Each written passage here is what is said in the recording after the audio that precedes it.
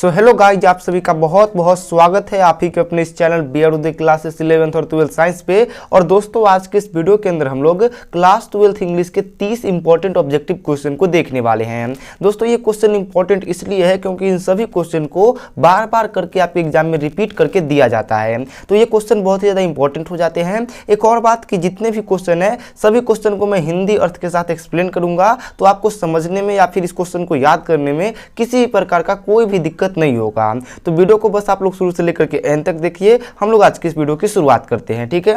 देखिए, पहला क्वेश्चन आपसे ये कहता है कि Bertrand Russell was a philosopher and dash. तो इसका मतलब ये हुआ कि बर्ट्रैंड रसल जो थे वो एक फिलोसोफर थे, और फिलोसोफर के साथ साथ क्या थे ये आप लोग को बताना है। तो आप सभी लोग याद रखिएगा कि बर्ट्रैंड रसल जो एक फिलोसोफर थे वो फिलोसोफर के साथ साथ एक मैथमेटिशियन थे। तो इसका हो जाएगा option number C right answer. अब हम लोग बढ़ते हैं दूसरे नंबर क्वेश्चन की ओर। दूसरा नंबर क्वेश्चन ये है कि observing all this our ancestor deceived us from luxurious and pleasures is taken form। तो देखिए, सब कुछ को देखते हुए हमारे पूर्वज यानी कि आवर ancestor जो थे उन्होंने हमें यानी कि हम लोगों को लग्जूरियस और प्लेजरियस से क्या किया, उन्होंने हमें डिस्यूड किया।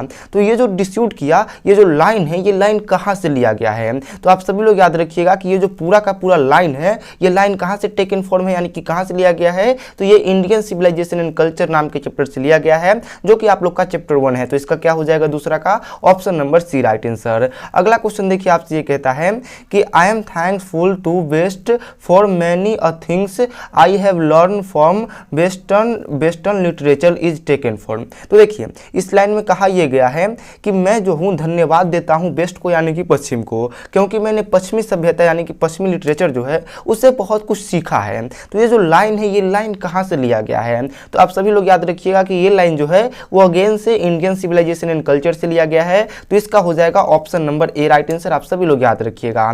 अगले क्वेश्चन को देखिए। अगला क्वेश्चन आपसे कहता है कि our forefather did not invent machine because dash. तो यहाँ पे आपको ये बताना है कि हमारे लोग के जो पूर्वज वगैरह थे उन्होंने क्या किया था, मशीन वगैरह का ज़्यादा आविष्कार वगैरह नहीं किया था। तो वो मशीन वगैरह का ज़्यादा आविष्कार क्यों नहीं किया था, तो ये आप लोग को बताना है। तो इसका राइट आंसर हो जाएगा कि हमारे पूर्वज लोग जो थे वो मशीन वगैरह का ज़्यादा जो आविष्कार वगैरह है वो नहीं किए थे, बिकॉज वो क्या जानते थे, वो जानते थे कि हम लोग जो है वो आने वाले समय में जो है वो क्या बन जाएंगे, मशीन के गुलाम बन जाएंगे। मतलब कि they know we would become the slaves, मतलब हम लोग जो हो जाएंगे मशीन के गुलाम बन जाएंगे। तो इसका क्या हो जाएगा चौथा का option number A right answer. अगला क्वेश्चन आपसे ये कहता है कि the soldier is a dash poem. तो द सोल्जर जो आप लोग का पोएम है यानी कि कविता है, वो कैसा पोएम है आप लोग को बताना है। तो याद रखिएगा, सिंपल क्वेश्चन है कि द सोल्जर जो है वो एक प्रकार का पेट्रोटिक पोएम है। तो इसका क्या हो जाएगा option number B right answer. अगला क्वेश्चन देखिए, 6 नंबर क्वेश्चन कहता है कि my children will not be जज by the dash of screen. तो मेरे बच्चे यानी कि हम लोग के जो बच्चे होंगे वो स्क्रीन के डैश पर यानी कि स्क्रीन के किस चीज पर जज नहीं किए जाएंगे, ठीक है। तो इसका राइट आंसर हो जाएगा स्किन के कलर, यानी कि जो आप लोग का रंग है, जो आप लोग का चमड़े का रंग है, उसके आधार पे हम लोगों के बच्चों को जज नहीं किया जाएगा। मतलब अगर कोई बच्चा काला चमड़ा का है तो उसको ये जज नहीं किया जाएगा कि ये बच्चा कम समझदार है, और कोई गोरा रंग का है तो उसको ज्यादा नहीं माना जाएगा, ठीक है। तो इसका क्या हो जाएगा option number A right answer. अगले क्वेश्चन को देखिए। अगला क्वेश्चन आपसे ये कहता है कि Nanu Kaka manage to travel in second class on a ticket of dash. तो यहाँ पे आपको ये बताना है कि नानू काका जो थे वो सेकेंड क्लास के जो ट्रेन है उसमें ट्रेवल किए थे, मतलब उसमें चले थे, ठीक है। मतलब उसमें ट्रेन में क्या हुए थे, ट्रेवल किए थे, एक जगह से दूसरी जगह गए थे। तो किस क्लास के टिकट पे उन्होंने सेकेंड क्लास में ट्रेवल किया था? तो आप लोग याद रखिएगा कि जो नानू काका थे उनके पास थर्ड क्लास का टिकट था, ठीक है। और थर्ड क्लास के टिकट पे उन्होंने क्या किया था, सेकेंड क्लास के जो ट्रेन होता है उसमें ट्रेवल किया था। थर्ड क्लास थोड़ा सा खराब होता है और सेकेंड क्लास जो होता है वो थोड़ा सा बेहतर होता है। तो उन्होंने थर्ड क्लास के टिकट पे क्या किया था, सेकेंड क्लास के जो ट्रेन है उसमें ट्रेवल कर लिया था। तो इसका क्या हो जाएगा option number D right answer. अगले क्वेश्चन की ओर बढ़ते हैं। अगला क्वेश्चन 8 नंबर कहता है कि who wrote my experiment with truth.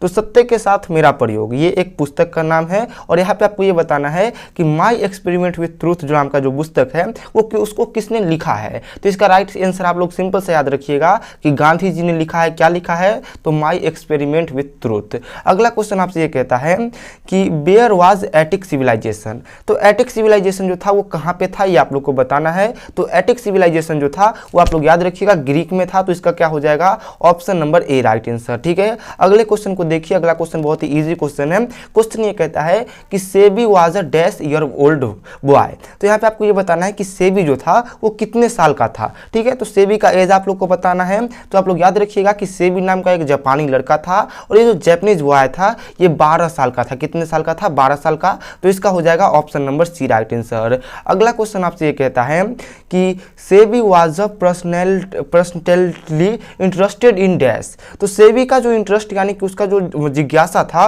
वो किस चीज में था, तो इसका राइट आंसर हो जाएगा गॉड्स यानी कि कद्दू में। सेबी नाम का एक जापानी लड़का था जो 12 साल का था और उसका इंटरेस्ट किस में था, तो कद्दू यानी कि गॉड्स में था। आप लोग याद रखिएगा, ऑप्शन नंबर इसका हो जाएगा सी राइट आंसर, जिसको आप लोग लॉकी भी कहते हो। ठीक है, अगला क्वेश्चन देखिए, आपसे ये कहता है कि Sebi lives in a dash town, तो सेबी जो था वो किस टाइप के शहर में रहता था। ठीक है, तो आप लोग याद रखिएगा कि सेबी जो था वो एक हार्बर शहर यानी कि एक बंदरगाह शहर में रहता था, तो इसका क्या हो जाएगा, option number C right answer. अगला क्वेश्चन 13 नंबर आपसे कहता है कि who is the main character of the story the artist, तो द आर्टिस्ट नाम का जो आप लोग का कहानी यानी कि स्टोरी है, इसका मेन कैरेक्टर यानी कि मुख्य पात्र कौन है, तो द आर्टिस्ट का मुख्य पात्र आप सभी लोग याद रखिएगा सेबी है, तो इसका क्या हो जाएगा, option number B right answer. और सेबी का एज कितना है, तो सेबी का एज है 12 साल, ये भी आप लोग याद रखिएगा। अगला क्वेश्चन आपसे ये कहता है कि Sebi was a 12 year old dash boy, तो यहाँ पे आपको ये बताना है कि सेबी जो था वो 12 साल का एक कहाँ का लड़का था, मतलब कैसा लड़का था, चाइनीज लड़का था यानी कि चाइनीज बॉय था, जैपनीज बॉय था, अफ्रीकन बॉय था या फिर इंडियन बॉय था। तो जस्ट मैंने आपको कुछ देर पहले ही बताया था कि Sebi was a 12 year old Japanese boy यानी कि वो जापानी लड़का था, तो इसका क्या हो जाएगा, 14 का, option number B right answer. अगला क्वेश्चन आपसे ये कहता है कि Sebi hobby was collecting dash, तो सेबी का जो हॉबी था यानी कि उसका जो हॉबी आप लोग जानते हैं, तो सेबी का जो हॉबी था वो किस चीज़ को कलेक्ट करने का यानी कि जमा करने तक का था, तो इसका राइट आंसर हो जाएगा गॉड्स का, यानी कि सेबी का जो हॉबी था वो गॉड्स यानी कि लौकी को जमा करने का हॉबी था, तो इसका क्या हो जाएगा, option number A right answer. अगला क्वेश्चन आपसे ये कहता है कि सिग्गा नोया इज अ ग्रेट डैश, तो सिग्गा नोया जो थे वो क्या थे, एक महान क्या थे, तो इसका राइट आंसर होगा कि सिग्गा नोया जो थे वो एक महान स्टोरी राइटर यानी कि कहानी लेखक, साथ ही एक नोवेलिस्ट भी थे, तो इसका राइट आंसर क्या हो जाएगा, ए और बी बोर्थ, तो ए और बी बोर्थ यानी कि ए और बी दोनों हो जाएगा, मतलब स्टोरी राइटर भी थे और नोवेलिस्ट भी थे, तो इसका हो जाएगा ऑप्शन नंबर सी, आप लोग याद रखिएगा। अगला क्वेश्चन आपसे ये कहता है कि German Geiger was born in dash, तो जर्मन गीगर का जन्म कब हुआ था, तो ये आप लोग याद रखिएगा 1929 में हुआ था, तो इसका हो जाएगा option number B right answer. अगला क्वेश्चन आपसे ये कहता है कि in Bangladesh children are looked after the by the dash, तो यहाँ पे आपको ये बताना है कि बांग्लादेश के अंदर चिल्ड्रन यानी कि जो बच्चे यानी कि जो शिशु होते हैं उनको किन के द्वारा देखभाल किया जाता है, तो आप सभी लोग याद रखिएगा कि बांग्लादेश के अंदर जो होते हैं वो बच्चे जो होते हैं उनका जो देखभाल होता है वो किन के द्वारा किया जाता है, तो वॉल फैमिली यानी कि पूरे परिवार के द्वारा किया जाता है, तो इसका हो जाएगा option number C right answer. अगला क्वेश्चन 19 नंबर कहता है कि in many traditional society the relation between mother and child more important than that between dash, तो इसका मतलब ये हुआ कि देखिए बहुत सारे ट्रेडिशनल ऐसे सोसाइटी होते हैं जहाँ पे बच्चे और माँ का जो मतलब रिश्ता होता है वो किसके रिश्ते से भी बहुत ज़्यादा इंपॉर्टेंट हो जाता है, तो इसका राइट आंसर हो जाएगा हस्बैंड एंड वाइफ के रिश्ते से, हस्बैंड एंड वाइफ के रिश्ते से भी बहुत ज़्यादा इंपॉर्टेंट हो जाता है किसका रिश्ता, तो एक बच्चे और माँ का रिश्ता, आप लोग याद रखिएगा 19 का हो जाएगा option number B right answer. अगला क्वेश्चन आपसे ये कहता है कि in traditional society when the child is 7 days old dash ceremony is kept, तो इसका मतलब ये हो जाएगा कि जब बहुत सारे ट्रेडिशनल ऐसे सोसाइटी होते हैं जब बच्चा 7 दिन का हो जाता है तो उसके साथ क्या किया जाता है, मतलब बच्चे को जो है वो क्या किया जाता है, तो इसका राइट आंसर हो जाएगा बच्चे का नेमिंग किया जाता है, मतलब उसका नामाकरण किया जाता है, मतलब नाम वगैरह रखा जाता है, तो इसका हो जाएगा option number C right answer. अगला क्वेश्चन आपसे ये कहता है कि what was that our ancestors satisfied with. तो हमारे एंसेस्टर यानी कि हम लोग के पूर्वज किसके साथ सेटिस्फाइड यानी कि संतुष्ट थे, तो वो स्मॉल विलेजेस यानी कि छोटे गांवों के साथ संतुष्ट थे। तो इसका हो जाएगा option number C right answer. अगला क्वेश्चन ये है कि the food in Indian villages was served on dash leaf. तो यहाँ पे आपको ये बताना है कि जो खाना होता है वो भारतीय गांवों में किस पत्ते पर दिया जाता है, मतलब किस पत्ते पर परोसा जाता है। तो अगर आप लोग कुछ दिन पहले के होंगे यानी कि आप थोड़ा सा पुराने जो होंगे तो आप लोगों ने कहीं ना कहीं देखा होगा कि इंडिया में जो खाना है वो किसके पत्ते पे, तो बनाना यानी कि केले के पत्ते पे दिया जाता है। तो इसका क्या हो जाएगा option number A right answer, यानी कि केले के पत्ते पे परोसा जाता है। तो अगला क्वेश्चन देखिए लीजिए, अगला क्वेश्चन आपसे ये कहता है कि रविंद्रनाथ टैगोर रॉट दिस। तो रविंद्रनाथ टैगोर ने क्या लिखा है, तो आप सभी लोग याद रखिएगा कि रविंद्रनाथ टैगोर ने गीतांजलि को लिखा है। इंपॉर्टेंट क्वेश्चन है, तो इसका हो जाएगा option number D right answer. अगला क्वेश्चन है कि who wrote summer in Kolkata. तो कलकत्ता में गर्मी यानी कि समर इन कोलकाता जो है वो किन के द्वारा लिखा गया है, तो ये लिखा गया है कमला दास के द्वारा। आप लोग याद रखिएगा, इसका हो जाएगा option number A right answer. Simple question है। अगले क्वेश्चन पे देखिए, अगला क्वेश्चन भी सेम वही क्वेश्चन है कि who wrote Indian summer in Kolkata. ये क्वेश्चन रिपीट हो गया है, तो इसका आंसर आप लोग याद रखिएगा कमला दास। अगला क्वेश्चन देखिए, अगला क्वेश्चन आपसे कहता है कि who is coming to Delhi to see some ministers. तो कुछ मिनिस्टर से मिलने के लिए दिल्ली कौन आया था, ये आपसे पूछा गया है। तो इसका राइट आंसर हो जाएगा नानू काका आए थे, और नानू काका सेकेंड क्लास के जो ट्रेन है उसमें ट्रेवल किए थे थर्ड क्लास के टिकट के साथ। ये भी आप लोग याद रखिएगा। अगला क्वेश्चन आपसे कहता है कि tower of silence is related to.